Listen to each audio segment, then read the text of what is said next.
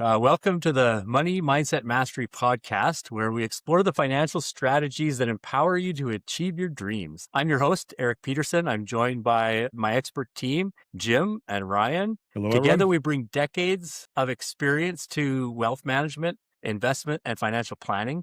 Whether you're navigating market volatility or planning for the future, we're here to guide you every step of the way. Let's dive into this episode. Did you just get your tax bill? Are you tired of feeling like you work harder every year just to write a bigger and bigger check to CRA?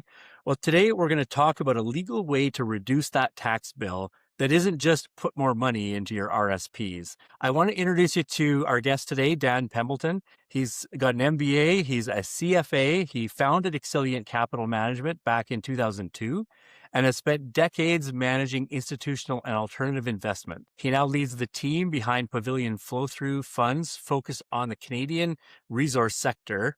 Dan, welcome. Thank you very much. I appreciate being here and having my product featured. Excellent. Well, start by telling us a little bit about your background. What kind of started you out and ended you now doing flow-through with Excelliant? I'm one of the lucky people that knew from a very young age the direction I wanted to go in career-wise. So I'd always been interested in financial markets. Small fun fact, or maybe not so fun fact, is my first foray into financial markets was doing a project. I think I was probably 11 or 12 on the gold price back in 1979 or 1980 or something like that. So kind of come full circle.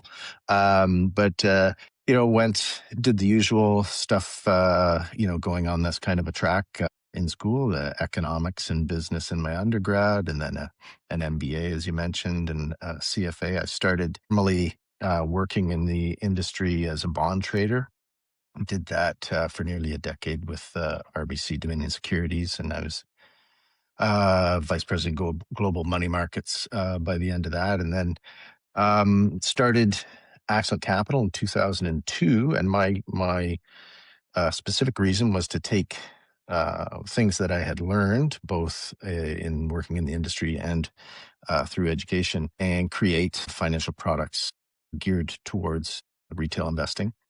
Kind of knocked around with a few different ideas, much of them centered around commodities and commodity type companies. And then in 2008, started the Pavillion Flow Through Fund when I had, stumbled upon in many ways the tax advantage of flow through shares. And I combined that with my commodity and mining experience. So yeah, put the two together, came out with a Reese's Peanut Butter Cup. Interesting. Yeah. Well, at 11, I'm envisioning that Michael Scott wearing a suit at age 11, doing Forex gold analysis from your little desk in your room.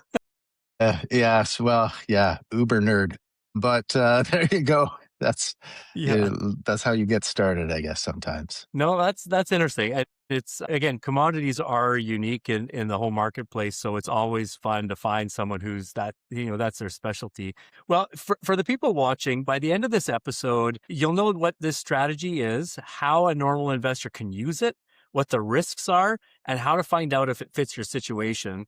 So let's dive into it. People don't realize that their biggest expense in a year often is tax. It gets deducted off before you get your paycheck in most cases. And so most people don't think about that, and they don't know that there's an option that goes beyond the traditional TFSA or RRSP. Can you share an example of how this would apply to someone who, say, was in a tax bracket around $250K?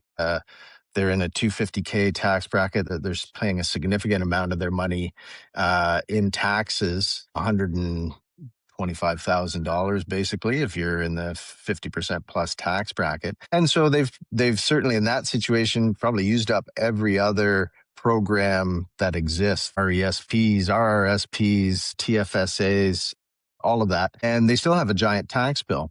And so where flow through comes in, and it's very, very flexible, is these people can also do an investment in flow through. And when you do that, you get two sets of benefits. One is what's called a Canadian exploration expense deduction, which is equivalent to 100% of the money that goes into these mining exploration companies to explore for resources, and you get investment tax credits on top of it, depending on what type of mineral they're looking for. If it's critical minerals, they'll get a 30% investment tax credit. Everything else gets a 15% tax credit. So you put these together, it becomes an enormous tax advantage, and it's very, very flexible because there's no limit on the amount that somebody can use other than what would be suitable from an investment point of view, or whatever their own risk tolerance is as well. But the government doesn't say, oh, you can only put 18% of your income in, or $7,000 a year or whatever, like the other programs have. So it's very flexible that way. On the other side, on the other end, on the way out, the money that's returned is taxable as a capital gain. It's extra beneficial. You have the deduction on the way in, more than what you actually put in, say 115 conservatively, and on the way out it's taxed as a capital gain, which is, as most people know, is a half rate tax. So significant tax advantages for doing this program. Just for everyone who is watching and listening, whatever you hear today, please don't take this as any form of investment or financial advice. All right. So if you do have any additional questions, you want to find out more, we encourage you to reach out to Eric, who's registered to offer these offerings, or myself. But if you want to find out more, just please reach out to us. Just had to do the legals. Get that. Yeah. Out of the way. Yeah. Good plan. Thank you, Jim. That's why there's more than one of us. Yeah. So Dan, kind of going back to the tax side of it, a lot of people, when I bring up anything to do with some sort of a tax strategy, their accountants are the first ones to come along and say, oh, this sounds like some kind of tax scam, and CRA is going to come down on you and you'll get assessed. How do you explain that this comes from something that's more solid than a passing scheme? Sure. We still run into that from time to time, even though it's certainly flow through has been a little more mainstream in the last 10 years or so. But the way we address that is a couple of ways. It's on the CRA website. There's guides on the CRA website, and also for the issuing investee companies as well, on how they can use the program. The other thing, as they've enhanced the program with critical minerals, so in 2022 there were lots of news announcements around it, how the government at the time added an extra incentive for critical minerals, and actually just a few, or I guess maybe 2 months ago now, they added more minerals to the list of critical minerals. So there's a lot for anybody who looks into it, it becomes quite obvious that it's a system that the government put in place specifically as an industrial policy, really, to encourage investment into the mining sector, because you can't build mines unless you have an ore body that you need to pull out of the ground. And finding those ore bodies is one of the trickiest parts of the whole exercise. And in order to get the capital in, the government said, you know what, we're going to try and reduce an investor's risk. And by doing that, we're going to give them some big tax incentives to do that, so we can draw their capital in and help get these minerals found, so we can go mine them. So, question, because I know we've talked about the strategy and a lot of people have never heard about flow-throughs. Eric, I've heard you say to people that flow-throughs was actually available before RSPs were even introduced in Canada. Is that correct? Yeah, that is true. Yeah. Okay. Yeah. So this is like how many years? Like I don't even remember when the RSPs were introduced into Canada. Yeah, I don't focus on that date, but it was, I know it was a long time ago. The flow-through showed up in 1954. Okay. Formally in the tax, and that at that time it was geared more towards corporations, so corporation to corporation kind of a tax program, and then it was broadened out. Now that data escapes me at the moment, but it was broadened out, 15 years or so, or 20 years later, to include individuals on Okay. their taxes. And before I forget as And well, I just just one more thing. Anyone who is watching live, you can go ahead in the chat, ask any questions. Right, Dan? You're okay to ask any questions Absolutely, well yeah. specific to your offering. So you can go ahead and reach out to us that way. And if you're watching on YouTube or LinkedIn, you can also go ahead in the chat feature in those platforms, ask a question, and we'll try to get Dan to answer any of the questions you might have. All right, I'm done. So just out of curiosity, I looked up RSPs and they came in 1957. So yeah, the flow throughs preceded it by a few years. Yeah. So in plain language, then we talked about the tax mechanical part of this, and we'll get into that in a little bit more detail in a bit. What is the actual investment? So all benefits aside, when I put in $1, where's that dollar going? What is it doing? Who are you investing in, and how are you investing it? Sure. So the way it works is we put together a portfolio of companies that are exploring or developing. Generally, they're in the early stages of mine development. So they're exploring for minerals, or they've made a discovery and they're trying to make that discovery larger. We do that by talking to management all the time. We're certainly seeing a lot of companies come through. We're always looking for new deal flow, and we look for management teams that have a strong background of success, and with the view of, if I was hiring them, would this be the team that I would want to put in place to help me go find minerals? We look at where they're exploring and what the property's like.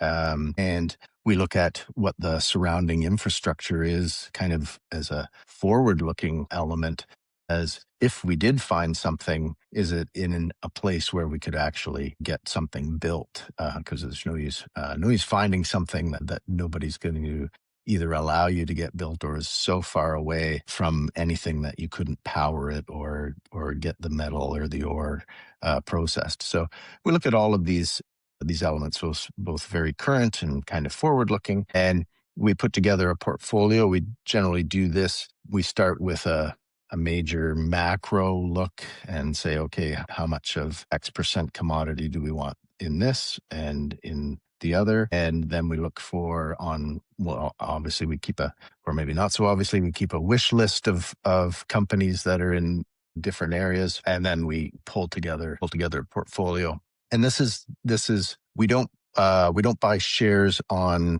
the exchange. We buy from Treasury. That's one of the stipulations that when you're doing flow through shares, it has to be new capital. So we're buying from Treasury, and that just, we find the intersection of when those companies need money, and we have money in the fund, and we come to an agreed price, and the deal is done, and that we assemble anywhere from say 25 to 35 companies into any one portfolio. And each year is a separate fund, I should point out as well. So we start with a clean slate every year because it is a tax product. We have to be completely invested by the end of the year. So it mandates that each fund, practically speaking, is one per year, and they stand alone from that point on. I should point out too, I know Jim has a question. Yeah. But the deadline for these is not like RSPs where you can contribute up until like March, April. With these, you have to be contributed before December 31st. And oftentimes Dan wants to spend Christmas with his family, so it's got to be the deadlines are before that. So keep that Whether in they like it mind. or not. Yeah. I'm showing up for Christmas. Jim, you had a question. So I actually have a question from Kevin. The question is, are flow-through funds limited solely to mining? They include solar or wind type projects. I just haven't found any that really fit. Effectively, they are limited to solely mining. They used to include oil and gas, but that was eliminated at the same time, same year, 2022, same year that the critical minerals deduction or extra tax credit was added. The gas element was eliminated from them. Kevin Day stole my question. That's exactly what I was thinking. So Kevin, good job on that. I guess hearing all this, and I may be skipping ahead. So I'm just a regular investor, right? Listening in. making regular pay, or perhaps maybe even a small corporation. Can I participate in it? Or it sounds, because often when you listen to Instagram and all these social media, it's like, if you don't have $1 million to invest, well then, sorry. But I think that's where we come into play with this podcast, is like, we're trying to introduce other options. I guess really is, do I need millions to invest in this? So do I have to be an insider? Or Dan, are you my insider for knowing the great mining industries? So can anybody invest in it? Yeah, the short answer is yes. Our fund has a $10,000 minimum, which would be accessible to most people. And it's what's called an exempt market fund. So there are certain income qualifications and or asset qualifications. So, that would be something that anyone would go over with their investment dealer. But from our point of view, what I do know is in our funds, we have people from all walks of life. We have nurses, we have lawyers, have firefighters, we have police officers, we have them all. And we also have business owners who have had transactions where they have several $1 million worth of income in a year. So, a very broad range of people. And I kind of, liken flow through as kind of the Swiss Army knife of tax planning, because it is quite useful it has a lot of flexibilities built into it. And I think it can often be an enhancement for many people's financial plan, but that's something each person is an individual. And this is not advice, but they should seek out advice. But I think, yes, if you have a tax bill that you think is significant and or painful, probably worth getting some advice and seeing whether this fits. And again, Kevin and I are linked right now. Can the investment be held in a trust or a holding company? It could be held in a holding company. It can't be held in RSPs or other government program trusts. But if somebody had a family trust or other type of holding, then this can qualify for that. Obviously, can be held in corporations as well. Some of those things can affect the tax effectiveness of it. So you would want to get into the specifics of it to make sure that you were getting the benefits that you needed and that it was providing the benefits that you expected.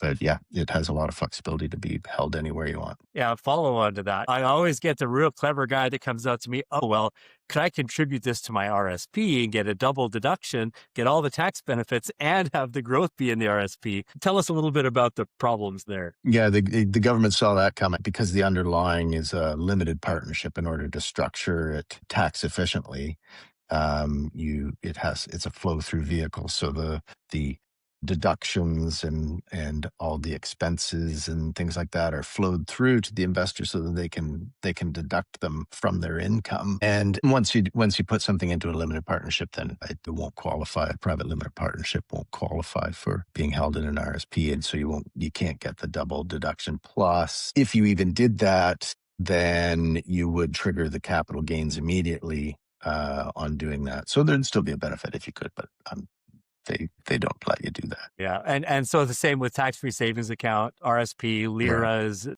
These have to stay out of all of those registered accounts. Mm-hmm. Yeah. So for the people listening, think of this as something that sits beside your RSP or TFSA in your non-registered account rather than being one of those registered vehicles. And this is specifically aimed at that ugly tax bill. So one quick question before we move on, Dan. I make $500,000 this year, say. Could I buy enough of these to completely take my tax down to zero? It gets very specific. It depends where your income comes from. Most people of that kind of an income have multiple sources, capital gains, dividends, things like that. You'll get to an alternative minimum tax at some point, usually. But before you get there, you have significantly reduced your tax bill. But again, that speaks to the individual nature of it. There is an element of tax planning in it. Obviously, we're portfolio managers. We don't do the tax planning. We just provide the tool. But it's with that kind of an income, in my opinion, they definitely should be looking at flow through and learning about it at the very minimum to see whether it's something that they could use, because you run out of tools very quickly for tax planning when you get into those kinds of income areas. Yeah, no, I wanted to bring up the alternative minimum tax because I do have clients that will regularly ask, and it's like, well, you can, but at some point, CRA is going to step in and say, you're not paying enough tax, so we're going to assess you a tax, and that's the alternative minimum tax. Now I want to move on to some real life examples. I'll kind of use one of a client I just had recently for the personal side. And then, Dan, if you could think of a corporate situation, because I know these can apply corporately, but it's a little bit different. So if you could comment on that. But first, had a client, earned about 200 to 250,000 a year, received the bonus of about 200,000 that was tied to a bunch of corporate changes and bonus to how a sale was happening, and all of a sudden went from paying a large tax bill to paying a very large tax bill. RSPs nearly maxed out. We ended up bringing in about a $50,000 purchase of the flow-through shares, provides a significant tax relief in all of this. Corporately, how would a scenario work for someone, and what of those credits are available or not available to a corporate buyer? A corporate purchases of flow through are a little more restricted in the amount of deductions that they're allowed to have. What ends up happening is the example that you talked about at 250 or 450, the individual gets those investment tax credits I talked about, those which are super powerful because those directly reduce the tax owing. Those credits are for individuals only. So a corporation would not receive the investment tax credits. They receive the CEE deductions and reduce the corporate income that way, but they don't get the investment tax credits. Now, on the flip side, when money is returned from the fund, well, it's a capital gain. And that is in a corporate circumstance, which is great because that also is allowed to increase the capital dividend accounts. When it goes in, when you increase your capital dividend account, payments from that account can be made tax free to the shareholders of the corporation. So there's some nuanced benefits, but it's useful in both instances. I have a corporation. I don't choose to invest through the corporation what I do because I don't like to lose those personal. I take the money from the corporation as a bonus to myself and then invest so I can collect those investment tax credits. But that's my own situation and my own preference. Other people might have reasons why they want to do it. What I can say is it's very flexible to either way of doing it and worth pursuing. An example, I have a client who has a considerable amount of investments in his corporation and is now on the edge of retiring. This is an excellent mechanism to help trigger some of that or move some of that out. Keep in mind, anyone who's listening, that's Jim and I and Dan and his team, we're here to help you navigate that. So any complexity you might think exists, we make it easy. Jim, you had another question? Yeah, we're talking about the tax benefits and the tax strategy. What I can say as an advisor, years ago, labor-sponsored funds were quite popular. Many people invested. There was a tax benefit to them. They also were looking at their statements and saw that there was poor performance, but they forgot the benefit that they received from the tax side. So I'd like to talk about the investment component. There are risks involved with every investment. There's no guarantees in anything that we're talking about here. But maybe you can touch a little bit more about the actual investment itself. I'm going to talk a little bit about historicals, and of course that we can't guarantee or imply that those kinds of returns we can duplicate those on the go forward. But if we don't talk about them, we don't have much to talk about. So go with what we have.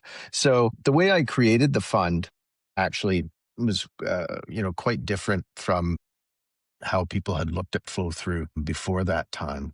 And what I did is I studied what some very astute mining investors had done in their own portfolios and how they looked at it and what was going on in flow through at the time and how people were using it. And I noticed a disconnect in the investment thesis between the two. And so what we did is I created a fund that had a longer time horizon, and we're kind of what we call a 5+1+1, which is we target 5 years.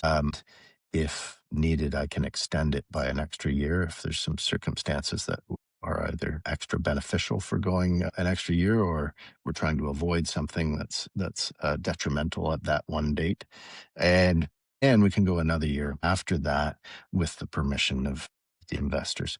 So and that is in contrast to, say, other funds that were out there at the time, which were doing anywhere from 8 months to 24 months. So when I put together a portfolio, I'm looking at putting together a portfolio that the goal is to provide positive returns on an absolute basis over that 5-year horizon. And the taxes, the tax savings, and the incredible tax benefits, well, that just comes with the program. So my only job as a portfolio manager is, one, to invest in qualifying investments, make sure it qualifies for the program. And then the other one is build the very best portfolio possible to create a return over that 5+1+1 time horizon that we have. If looking at what we call our absolute returns, which we do on an after-tax basis and on a cash-on-cash basis. If you look at the cash-on-cash over our funds that have closed, we've returned a little over 100%, 105% roughly, on average over our performance history, cash on cash. And so when you dive down below that and you go, okay, so people got those incredible tax deductions and they also did get their money back plus some. So I look at that as being particularly beneficial. And that most of that track record came during what was a very significant bear market. We started in 2008. So, my timing was probably not the absolute best in terms of when to start this whole thing, but it worked out very well. And I think the macro picture right now is far better than what we started with. I look at it as an investment first, and the tax benefits just come along with the ride. And with that kind of focus, I believe that helps us create a better portfolio, which in turn then helps people keep all those tax benefits. Because I think what you had said, Jim, was sort of like, oh, great tax benefits of that other program. You didn't really get that economically farther ahead because you ended up losing money. That's not been our experience in the now 17 years of running this fund. It's not the same for every year. Those are averages that I talked about. We have ups and downs. But for people who invest consistently, that certainly shows the strength of our program. Great. Yeah, Thanks. what I do like, you guys do share every one of your funds, the return with the tax benefit, the return without the tax benefit. If anyone is interested to see and really discuss more about it, that's part of what we bring to the table when we start talking about the information involved. But again, always want to say past returns do not indicate future performance. So keep that in mind. And there is a lot of really specific risk in these early stage resource companies. Like, you can do a lot of technical work, but they can still start digging a hole and not find what they're looking for. But again, the managers that do well. And that's one reason why we've chosen to work with Axelian Pavillion. I have a question, actually. We've talked a lot about RRSPs and how they kind of coincide, but a lot of our clients are 71 plus, they're retirees, right? How does this play, especially for a client that is potentially earning a good pension, is maxed out their RRSPs? Does this still fit their model then too? It certainly from a tax point of view, it can fit very well, actually, because like you said, they run out of options, and in some cases they're very comfortable and have more than enough assets and are really actually looking towards the next generation. And the best way to help out the next generation is make sure that this generation isn't taxed too heavily for these later years. Flow-through has been used by people who are older, and also helps manage those income levels, because old age security gets clawed back at pretty low levels of income. So even a small allocation in flow through for some of these individuals can actually, when you look at what the alternative, if the do nothing versus do flow through, when you add in some old age security plus all these other investment tax credits, can get very compelling for the right situation. Again, they do get very specific, but it's important. The other thing that I didn't mention before, which is handy and might, can help some people. If people have old tax losses that they're carrying along, because this comes back as a capital gain, it can also be a way to use up those tax losses a little much faster. You might not want to sell certain parts or even be able to sell certain parts of your portfolio to make up a tax loss. But if you have some flow through, which you are, comes back as a capital gain, it can also be handy to soak those up as soon as possible, because then a tax loss, although painful to have collected, it becomes a bit of an asset when you use flow through, because it helps you keep more of that after tax cash flow when capital gains come back. Jim, you had a question? Yeah, because the hamster woke up and the hamster wheel is spinning now. So maybe, Dan, I'm going to maybe share an example and let me know if it would work in this example. So we have a lot of Okay. individuals who unfortunately are leaving their employers. Many of them may have a defined benefit pension plan, and they choose to take the commuted value out. And out of that commuted value, you have the portion that you can roll over into LIRA, but there's the unlocked portion that if they don't have an RSP room to contribute it to, they're getting hammered in tax.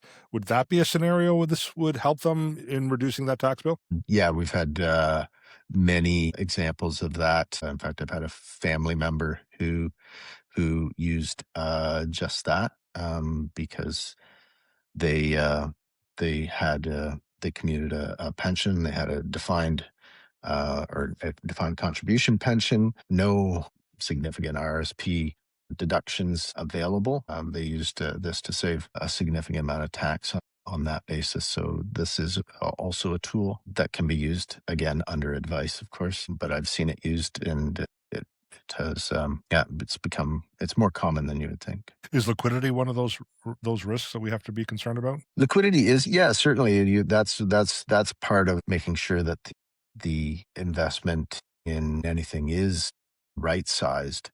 And it's good that you mentioned liquidity, because many funds have redemption abilities and things like that. Pavilion Flow Through does not. And there's many good reasons for that. Primarily is because these are illiquid investments is the underlying part. So you do need to do it on a portfolio basis. And although I'm biased, but you do kind of need a sector expert to be able to manage the exits. The exits are probably, I would say, are probably the most important part of flow through investing, because you can take a really well thought out investment that's been reasonably successful, and you can destroy a lot of value with a poorly timed exit. It's so we don't allow redemptions, because if I get a redemption notice, I have to sell. What I also noted is that if you look at sort of behavioral finance, people tend to be their own worst enemies in these kinds of situations. So I think it's better for people's long-term wealth to be able to have some of these exits managed for them. Yeah, and to kind of carry on both what Ryan and Jim had said, suitability for these kinds of investments is really important. So if someone's the kind of investor who panics when something moves, this is probably not the greatest place to be. But at the same time, that's the beauty in trusting in the manager. If we have a good manager, they're thinking not emotionally, they're thinking logically and analytically, and that's the key. When it comes to the private market, private equity, the exempt market, almost everything we consider it to be completely illiquid. Again, it has different attributes. That's one of the attributes you take. So when we set up that suitability, we look at a client, how much of your portfolio goes into the exempt market or into something as specific as this really becomes a conversation that is unique to every individual. So I want to kind of step it now into some of the other strategies that Exiliant really talks about. And one is laddering. Can you tell us about laddering and how an investor would benefit from laddering? Yeah, good. I'm glad you asked. Flow through and Pavilion, super flexible. If somebody has a one-time or short-term tax issue over a couple of years, super flexible to help with that. But I think the most useful and the highest best use of flow through is a person who can use it annually and plans to use it annually. And what the laddering is someone plans to climb the flow through ladder, and you project out, it's like, oh, I'm going to do this for 5 years. And what you do, you buy your first year, you get a significant tax deduction. You go into the second year, you can buy it again. By the time you get to the third year, your cumulative tax deductions of your previous investments get to be a funding source for your ongoing investments. We don't wait until the end of the 5-year term to return capital. We start returning capital really as soon as something happens within the portfolio that makes it practical, whether controlling risk in some way, taking profit on something else, or eliminating something that we don't no longer think is worthy of having in a portfolio. We sell that. And I like to say we return when we accumulate enough cash to return a useful amount, we'll send it out. So people start to see the cash coming back as early, sometimes as in the first year, but usually in year two. And so in the laddering process, your tax refunds and the cash you're getting from previous investments starts to catch up with what your notional amount, if say it was, $25 or $50,000 a year, it starts to catch up with the amount of capital that you're allocating towards the investment, and it starts to become a self funding type of program. Of course, there are ups and downs in the markets, but you get a lot of help. And if you think about this, one of the ways I personally use it is I use my flow through to bring my income down. So I'm completely out of the highest tax bracket. I live in Ontario. And then significantly into the tax bracket below that. And I do it every year. The net result will be that my average tax rate over my working life or remaining working life is much lower than it would be if I hadn't done that. Again, as you mentioned at the beginning, taxes are actually the biggest expense that people have. So that's where laddering comes down and really helps, I believe, lower people's average tax rate over their working life when used consistently and for a long period of time. That's great. Jim, you had a question? Yeah, hamster wheel again. So can this or has this been used as an estate planning tool to lower the estate's tax liability? It's a tricky one, but yes, it has been. There is a final, everybody has a terminal return, but I haven't tested whether an executor could sign an investment. Where it has been used is people who have anticipated their terminal return. And one other feature of flow through, you can carry forward these deductions. So you can carry them forward. Some very long. You would not be offside by carrying things forward 20 years.